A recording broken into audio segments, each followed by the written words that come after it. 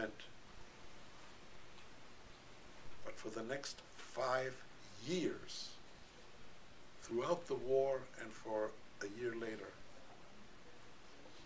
I heard nothing from my parents or about my parents.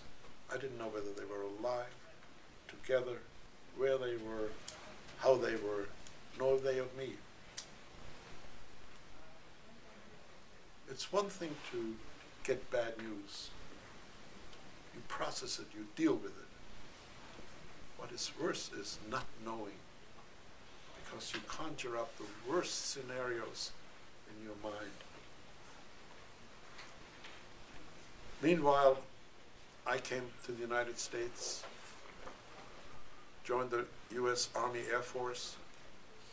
After 2 years, I was discharged, and a week after I was discharged, I received a letter from the International Red Cross which said that my parents had died in a camp called Piaski. I had seen and read enough about what happened during the war that it didn't come as a surprise. It was a confirmation of what I had come to fear and accept. And for the next 35 years, that's all I knew. Until my wife and I went to the Holocaust Museum in Washington one weekend. And after viewing the exhibits, we went upstairs to the library and I did some research. I wanted to know something about Piaski. Maybe I can find out what happened to my parents. Were they together? How did they die? When did they die?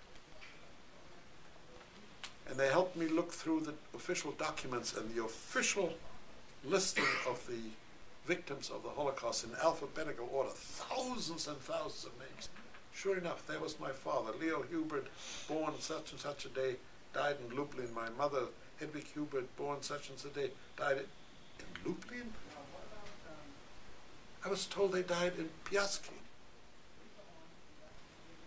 How come two official communications completely at odds with each other?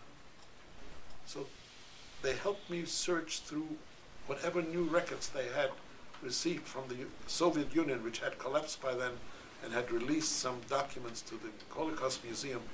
And they came across a secret report, the Jaeger report, a German report that was captured by the Russians and then released to Washington.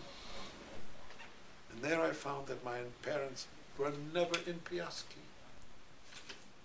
And they were never in Riga. What happened was that my parents were on next to the last deportation train from Augsburg in 1941 for a train that was destined to go to Riga. Something happened in the last minute and the train was diverted to Lithuania.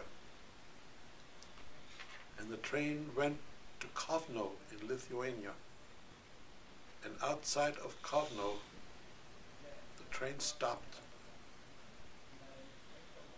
And all the men, women, and children, and the report gave the exact number, were taken off that train, marched into the nearby woods, and shot. All of them.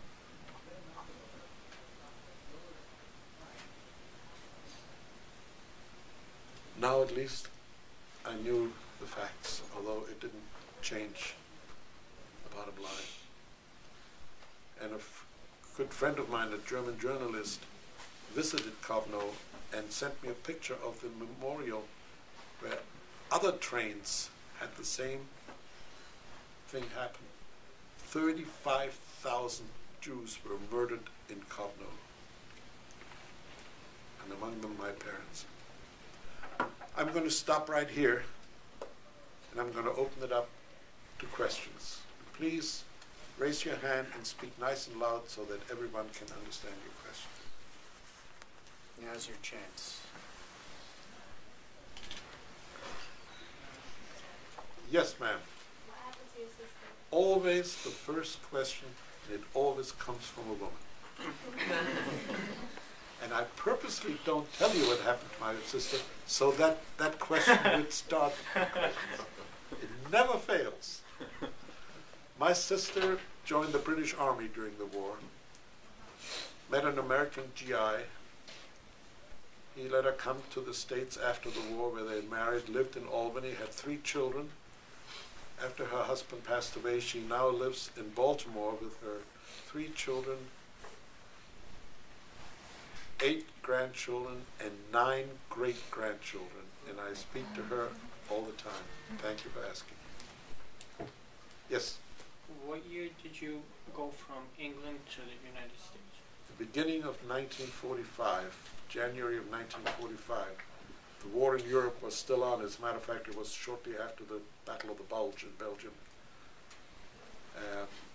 But by the time I was allowed to join the Air Force, I had to go through all kinds of papers because I was an enemy alien, etc., etc.